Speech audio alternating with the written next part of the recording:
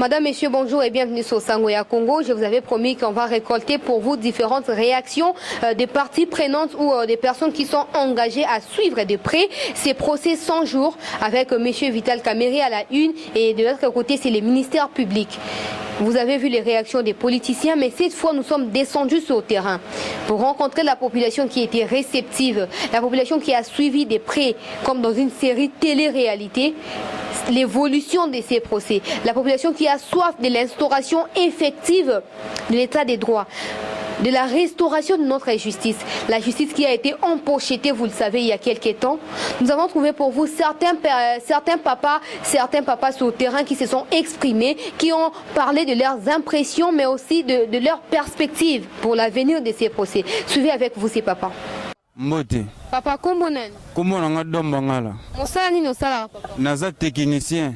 Technicien à domaine nini. Naza électricien na kati domaine automobile. Donc awa naza atelier na ngai. Ah, vous êtes au couteau d'atelier. Papa, on a vu que l'état d'urgence s'est prolongé pendant 15 jours. Banda coronavirus et bandi bozo vivre ndengeni. Donc coronavirus bande banda tina lelo malheur. Ça dit soto bi coronavirus même malheur c'est faux. Et baki si parce que ezalaki banda bazo ki bokonzo yo tisiko yo tozo kemba. Et puis Covid-19 yo ko baki za lisusu ba makambo. Et puis tozo regretter makasi ko banana yemoko numéro 1 ba ministère de la santé gouverneur à ville bazo sala eloko moko ta malunga pour la population. Non exemple très simple et plus facile pour le bénéfice de la population. Pour le domaine du transport, la minute à Covid-19, le président de la République doit précaution à prendre, c'est logique. Et ça, il faut que la population le lot à cause de la demi-terrain comme trop. Na waki lendi ba okita transport na valeur à 450 mais pour nga na zo mona ke e go rendre biso eloko moko te parce que ngene tinga bana na seulement ozo kende boy o beta demi terre okiti na bumbo futi 450 ozuzu kamina seulement 450 pesi 900 francs mais ba sunga biso ba chaba tunanzela biso toza ba chômeur lelo misala biso kufi ba kota biso ba linima biso kanga ba chauffeur wana parce que biso toza misala pour le moment bazo beta ba demi terre sur le terrain et puis eza na bumbo wana major à boum bazo sala rien parce que place on bazo tourner on a créé bambouteille na petit pont moko Covid-19 ko bakisa passe lisusu na mboka ya Congo et comme la Covid-19 faut comprendre le moko ba biso bazo se trouver ba milliardaire na makambo yo baso bazo piriger na ba makambo donc biso makambo comme lokola nzambe bazo mona na te na ça sini bata corona bazo mona te papa na ngato za la logique mino bosi batu prise en charge mutalinga kufa na malade yo ebani kezo boma popo filmer mutu na bola sa image na walime zo sala mate banda we to banda makambo banda le seul pays automona ba urgence nengezo salama nengezo monana mais le seul place automonique président de la République a quelque visiter quelque part président de la République encore visiter ba tout liko président va tout na bango bolé a combien de fois makambo le semi na mboka o et quoi ba distraction ça dit pour na biso batika biso toza ba mikolo to comprendre Covid-19 to mata 4 na ba to ko sokola maboko to kolata ba masque pour makambo so ba sali ezaka souffrance biso moto purger donc monsieur boluka mo solution pour la population donc comprendre que ça les avantages na bino moko biso population tozo kemba tozo faire souffrance peut tozo bango mais faut voir que bino boza le lot dans 2011 to kabila zalaki exemple na pesa mais c'est président de la République azaki président de la République donc on va comme le lot biso pe lobby to ko za chance au comment on était beaucoup kambisa ka biso to souffrira to comme le quoi suki nini moko bozo sala biso to comprendre que Covid-19 est une stratégie moko bo matisi po kembisa biso no bo mesana mais to kufa te to zawana to kufa kata mukolo moko te to zawana to zo pika pende bon sala bo lingi mais 2023 en tout cas préparer en conséquence n'importe qui te o ko voter to comprendre ba face moko na moko mais bon que rien ici la to zawana mais c'est président de la République wana ngaka na saluer po asaki par na ye ba obe batika li so bo sala black 2023 muto asali buzoba atoza ndeko nanga papa ozo mériter te kuna okende te o nga na lobi na derrière nga na base pe funa eyebi o lobi etika li se bongo merci papa mbote mama papa olanda ki procès à Kamerhe avi na yo ezali bon avi ezaka kateno bon l'état sala ka justice ka sala musala nango so azwa ki mbongo oyo ba yibaki justice ka mta okata papa basenga ki ba témoin ba se présenter ndenge olandi ba témoin na ndenge olandi Vital Kamerhe ndenge azoloba est-ce que maloba bango ezaki na accord to mutu na mutu alobi na ndenge na ye bon mutu na mutu alobi selon oyo ye amonaki soki ezali te bazwaki accord na Vital Kamerhe balinga baloba oui mais soki balobi non c'est que bamoni te non bazalaki au courant te baza la raison na bango mais oyo etali makambo neti ya makambo ya nini ya papa wana mosusu sikoyo ndenge olandaki bango batemo balobi eloko mosusu Vital Kamerhe alobi eloko mosusu mpo na yo procès oyo ekosuka ndenge nini mpo olandaki yango banda ebandeli le 11 ti ndenge 4e procès utali koleka mpo baclôture mpo na yo ekosuka ndenge nini? Bonga selo nga nazomona ndenge makambo ezokendele quelque part. Bon, Vital Kamerhe namoni akometenir ka prison. Akometenir ka prison. On a kotala ndenge esambeli bato bazo kosamba batémoin basambelaki na kotala te non quand même vérité ezobima po to kotala même gouverneur à banque apesaki ba point na ye normal ndenge apesaki. Là tolandi sous conseiller ya président. Conseiller ya président ayo koloba vérité makambo ndenge ezalaki na kotala bien procédure yango Vital Kamerhe okweya kaka. Papa tolobela turo likambo ya coronavirus papa yo za responsable pour la famille na yo banda coronavirus e banda ti lelo bo vivara ndenge ni? Bon banda yango banda quelque part omoni te makambo nyonso eza bloqué. Makambo nyonso eza bloqué donc baactivité nyonso eza biso wanto vivara bagombe banini donc tokanga wana bandako omoni te teno tozozwa moya kovivre te. Yango twanda kosenga bafongola biso ta baactivité tozora moya kobima moya koluka po tozala bana tozala famille. Lelo lobi ba député na parlement ba votaki susu po na prorogation ya 15 jours papa nano mokonzi ya mboka validé yango te yo kanisi nini babakisa yango to balongola yango bafungola ville te biso za besoin bafongola biso ville. Bafongola biso ville activité fongwama ezala normal mutu nyonso alukaka eza ndenge wana donc bapesa biso ka bakashi ne nous doit respecter ka bakashi ne 1 mètre mais na kotala makambo mosusu bafongola ka activité mutu nyonso azwa moya koluka po tozala balibota tozala bana tozala famille donc tovandi ka boye talaka kitoko te. Merci papa. Mbote maman. Papa kombo nani? Kombo nanga Idriss. Papa Idriss tokuti awa na balabala à côté ya Victoire papa olandaki pene dossier ya Vital Kamerhe papa yo kanisi boni pour na procès oyo elekaki pendant qu'il est déjà 4 fois ba audience ezalaki les 11 ezalaki repoussé les 25 ezalaki repoussé les 3 pe ezalaki repoussé sur les 4 papa yo kanisi ni pour na nyonso elobami wana. Bon to landi procès banda ebandeli nango ti ndenge tokomi nango lelo 4e séance déjà, il y a procès, mais tu as constaté que va pousser en haut, et comme il peut la jeudi la semaine prochaine, bon, selon avis Nangaï, selon analyse Nangaï, procès, et comme il y a un mozindo na yango sikoyo, comme il y a un mozindo na yango, naza ni pour Kamerhe, ni pour le ministère public, ni pour Djamal, ni pour Naïmen Aza, moi na mboka. Tant que moi na mboka, le président de la République a promis à sur l'état des droits. Bon, justice c'est ça, nango. J'espère que comment on a état où il y a un débat contradictoire, avocat a lobby, parti civil et lobby, et avocat de la République a lobby. En ce moment, on comment on a souka. Ce qui justice sincèrement parce que on a bosolo ndenge justice c'est que senga ko katama selon justice que les ana main noire sima ya parti songoloté bon justice c'est ça musana ngo oh justice c'est koloba et même ce peuple to koloba oui si on condamner Kamerhe to koloba oui là tu as confirmé que oui il a détourné si on va condamner été to koloba que non oui il n'a pas détourné. Papa, conseiller principal et chef de l'État, ayaki pona ko appelle quoi témoin à lobby montant on a ils a détourné ils a 57 millions et ils a 66 millions papa. Bon msu bakisa mili sustoyo kanani peton zimela nani. Bon. Ce qui n'a landi justice procès ça procès moko c'est un procès très intelligent ndinga zo bengela yango parce que c'est un procès de pièce par pièce. Na kota l'intervention du conseiller chef de l'État, a mis ça qui pièce, après ça qui est le ministère public. Il paraît qu'il y a eu aussi confirmation, il y a directeur, il y a banque aussi, il y a qui la même pièce, cela veut dire que charge Moussoussou, et bah qui s'est mis sur le colo, il y a des caméras.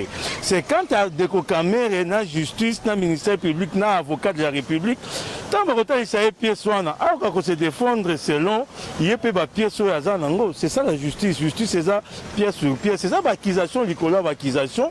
Il peut défendre source, il y a dossier, est-ce que à confirmer,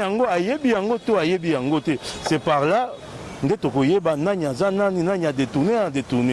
C'est juste ça, madame. Papa Nandela, procès au Tokoyo Kondimalelo qui est quand même état des droits bandits qu'on a installé dans le cannabis justice est commis, moto azali kola justice azate, moto peut intimider justice azate, ton dimabongo lelo. Bon, moi, je totalise maintenant 42 ans. Na 42 ans d'âge dans un lango. Tout le monde a un procès sur la TV, il y a un procès à l'assassinat, tout le monde a vraiment, il y a l'équipe population et télémi, il y a des procès sur la TV, mais c'est la toute première fois que le monde a un il y a un haut fonctionnaire de la République, Bakangiye, le but soi-disant, il y a eu détournement. Et procès et l'équipe publiquement puis l'équipe dans la télévision ils ont malaliboso na mboka na biso par rapport il y a ajonga na zana ngona mona et loko ya bongo et c'est par là je commence maintenant à confirmer que oui l'état des droits et bandi kokota na kati ya mboka et suka kaka na caméra était mais elle continue à ba mususu oyo tozo ka soit disant bango pe batindeli bango ba convocation faut qu'elle ne répondre dans la justice ce qui to commis na bongo en ce moment là to kolobake bravo chef de l'état. État des droits et continent mboka c'est ce que bisonyo là qui ba intouchable baza sous-soutenir dans quatre mboka. Merci beaucoup papa. Merci madame. Ouais mbote maman. Papa kombo nani? Kombo nanga Fabrice Munongo. Papa toza sur Kolanda qui procès à caméra pendant 4 audiences au et qui ont retenu en ligne na ba procès au papa. Oui bien sûr na lundi procès à directeur à cabinet procès 100 jours procès directeur à cabinet mais procès 100 jours. Na lundi pendant qu'on a retenu. Bon, je suis belé à dossier en cours, procès en cours, mais la zone d'ombre c'est moins belé. On a aussi retenu dans le logo parce que justice ça doit continuer ça norme ça. Bon, pour le moment, tout la révolution. Papa, ba témoin ba ya ki mutna mtu alobi na ndenge na ye to benga ngo contradiction par rapport à ba propos à caméra et to nani nda lo ba ya solo. Oui, tant que déjà procès, déjà débat, c'est déjà contradiction, déjà contradiction parce que déjà procès, mon mtu ya ba argument na ya opesa. Mais pour le moment, ba témoin ba nani yo ba ya ki wana na ye caméra. Bon, tout ça besoin d'un argument opesa. Donc to pesa ba nini na biso ba conclusion na biso na nuté. Justice yene asala musala ye convenablement.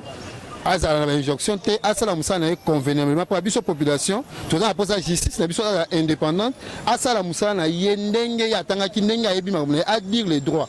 C'est ça où tout ça on besoin. Non ki ko bateke pour na caméra, to pour na mususu mais to lingi de justice na asala musala. Ko ki lelo ko ndima kasi loko zo be la justice ko ko ndima lelo ki quand même justice et comme likolo ya mutu nyonso oyi ko comparaître pour na problème moko à s'injustifier puis après soka na raison ba libérer so pas na tort ba ko kanga ye. Bon oui. Mais il y a toujours, entre parenthèses, pour un dossier à caméra, toujours moi justice, vraiment c'est bon. C'est bon, mais plus de population doit insister. Justice, ça est tant na yé. Bati que les moussala na yé, asala moussala na yé. Mais nous avons mauvaise pour influencer justice. Pour le moment, justice est bien. Mais bas impartial, bas pour na mutu moko ni caméra ni partie civile. Bas ça maintenant musa pour na biso population quand même tant procès va ko carte verdict to ba oui justice a kati musa a kati dossier na ndenge moko il y a bien. Papa lobano ya suka ezani. Par rapport à dossier caméra. Il y a la justice maman ngai. Justice kaka à dire les droits. Justice kaka. Donc on dit justice na biso to courager na ba justice na biso na ba surtout ba ko interviewer même peu penser ba accuser. Défendre, s'ils ont raison, défendre. C'est ça pour la moudou, défendre. C'est la raison, défendre avec la preuve. Tout le monde a dit oui, il a raison. Justice pas ça la moussa, merci papa. Tout le belabongo est allé coronavirus. Papa, banda coronavirus est bandi. Bino le quoi responsable. Bozo vivre un confinement au Yagombe. Bon, personnellement, on a affecté dans le confinement à Gombe. Parce que on a Nasaka na Gombe. nasali lelo je crois 45 jours on a dans palin na osala te suite quand même il y a confinement là. Bon, c'est une bonne chose. On va dire que Japon ko détecter la maladie quoi baba ki Gombe RN qui épicentre il y a virus. Quand on a des vana qui dans la Gombe. Ça qui bien parce qu'on est confiné il y a pas pour protéger ba misusu par rapport à makambo là mais biso za awa na za baninga sana na Gombe tuvana na bango awa abimarazo ngara ko ça ya maladie ngara biso awa tuvana na bango tuvana na Gombe tuzaka na bango awa azonga apela pe ko azongi Gombe. Bon, eza nako beza manga kanye pa le temps webina sama kamuna ye mais problème eza ka neti na za nda kuna yo sala te ba do futa ngate siko to vivre ndeni kwa mka yango wana mais apona c'est que bango ba médecin ba tu ya riposte bango nde bazana ba selon ndenge to yebi mango dokeni. Papa lobby na plénière ya lobby ba député ba voter ki bango nyonso mutu mo te azaki contre bango nyonso ba voter pona 15 jours les sous de plus il y a état d'urgence au papa. Est-ce qu'il faut continuer to ba kokika kotia ba instaurer ba mesures barrières mutu nyonso a pratiquer ngo kozana masque ko sokola maboko mais ba bazonga ya nefis ke misana bango. Bon pour la ngana kikoloba c'est que ça par rapport que ya ba bato diriger riposte je pense que le gouvernement avant la décision il faut se référer toujours à la riposte. Si c'est vrai la riposte c'est le lobby et continuer. Donc ça il faut respecter la santé mais c'est dans la population là bon, c'est compliqué toujours. Merci papa. Merci maman. Papa. Mbote. Papa comment ngai Maître Philips. Papa doye to kuto banda coronavirus e bandi papa ozo vivre ndenge nini yo lokwa responsable ya libota na yo. Bon, coronavirus tozo vivre vraiment difficilement.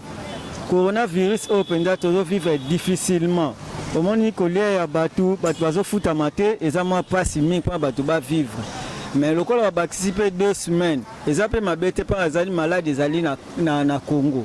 Bato bazo ba malade des até malade des alliés. Dans 2 semaines au penza eza malamu pour noter baba retrouver ba mauvais cas na ba cas mususu bato bazo bika en tout cas ezalama malamu pote et bien ya Congo. Papa Mboka Kinshasa c'est déjà 45 jours. Au Batou, Bazaka a confiné, Batou Bazaka na état d'urgence déjà 45 jours. Solution est mon année. Bon, 15 jours, Babaki, c'est solution au monde. Bon, solution est mon année. Tes alliés pour nous protéger contre maladie.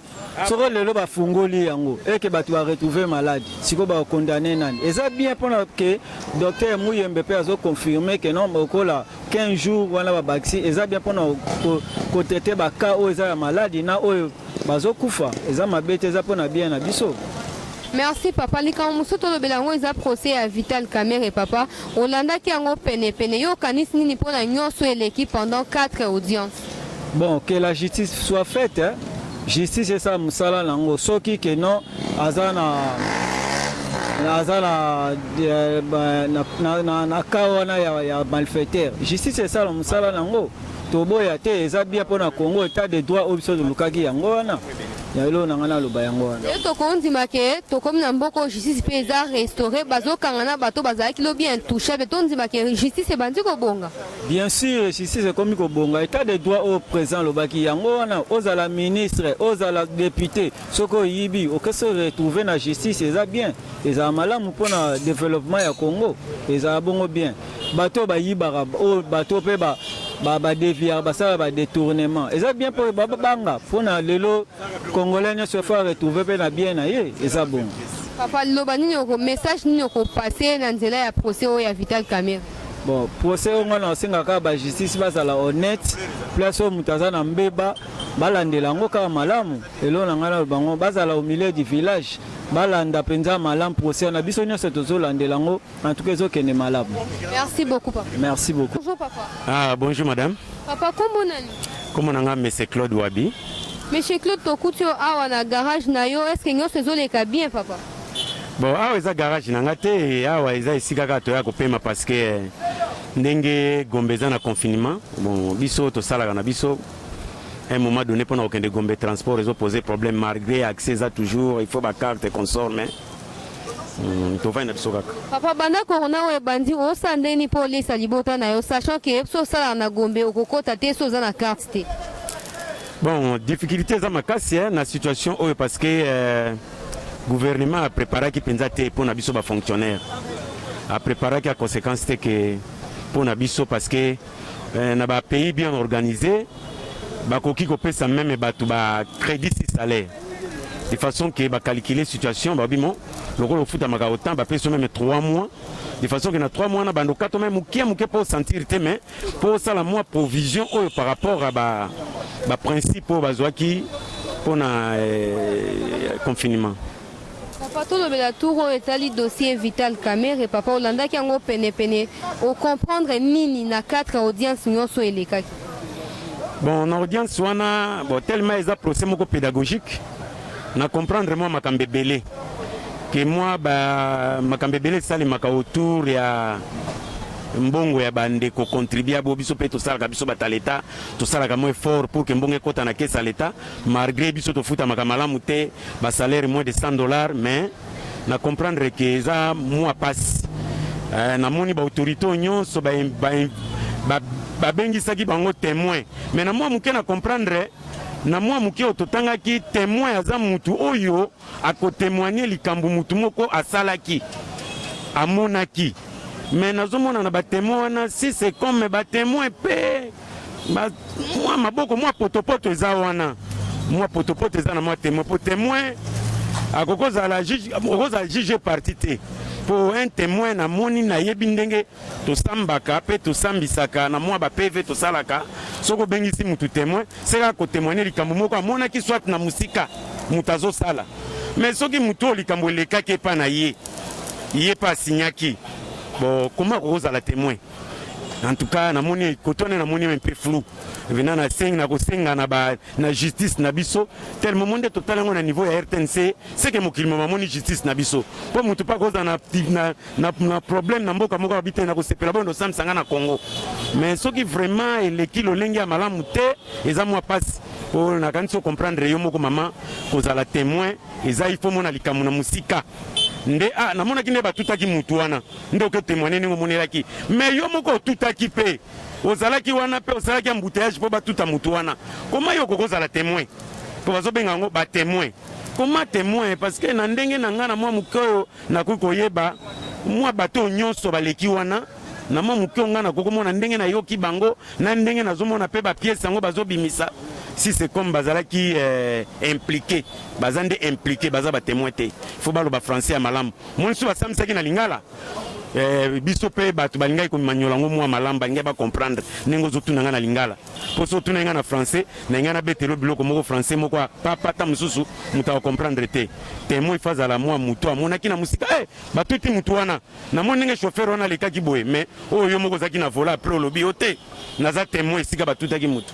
Eza moi passe na likambo wana babongisa mo esika wana toyeba moi vérité ndenge ezaleli. Papa yo to comprendre que Olandi procès au penza siki ndenge bandaki ti ndenge komi na niveau au papa conseiller principal ya chef de l'état ayaki yepe loko a témoin alobi montant o eza détourné eza 57 millions eza 66 millions et puis DG ya banque centrale a approuvé yango parce que pas na yende ba makambo ya misole bandai ko Olandi ma papa to yo kanani to ndimela nani. Mama kasi nesikana na uti koyebisa yo ke témoin azalaka muto ya monaki tango yo lobi ozali conseiller spécial conseiller spécial quoi à matière de quoi na finance mais tango nyonso moni ke mabe eza kokoto eloko nini yo osalaki pour que mabe wana avance te po yo oza conseiller financier ya président tango ozomona déjà ke makama mbongo ezokekele na mobulu ata ndenge twaka na poche ozosentir yo moko ke nazokende njili me natikali kaka na 1000 francs na okoka kokoma te okoyeba ndeni okosala bosiko ye alobaki nini na président na ntango oyo amonaki makambo oyo wana mpo na nini azelaki kaka lelo procès koma mpo ya kotémoigne kezaki 66 millions mpo na nini interpellaki mbala moko te ntanga komona basorti wana tobengaka basorti en canon ezosalema lolenge wana donc yango nauti koyebisa yo ke ye paza alimbisa ngai te naza juge mais quelque part pe ye pa tiaki maboko aza pe na kati parce que aza témoin te aza nde na kati aza na kati parce que tango azokende kozwa barelevé mais tango azomona ke barelevé yango eleki na ye financier oki ndenge ministre ya finance alobi ke bakotaki meme na réserve oyo epekisami mama ebangisi biso toyebi mama misolo mwa mokia ndenge toyokaka ndenge mpe tomonaka bakotaki na réserve ye aza conseiller financier ya mokonzi ya ekolo bon, disposition eloko nini ye asalaki mpo mokonzi azwa badisposition pour kasi tope hémorragie wana mpo président eza institution hein eza mokonzi akobeta mesa pa c'est fini namoni kuna danger ezali bosuka wana mpo namoni awa déjà barelevo bamemeninga yen ça ne va pas c'est une mutasimbi boîte ya mokonzi ya makambo etali misolo donc tanga bimi lelo juge en tout cas atala ye malamu atala ye malamu asosola malamu nisiko wana donc bango nyonso tu bazokende lokola na singama tembele.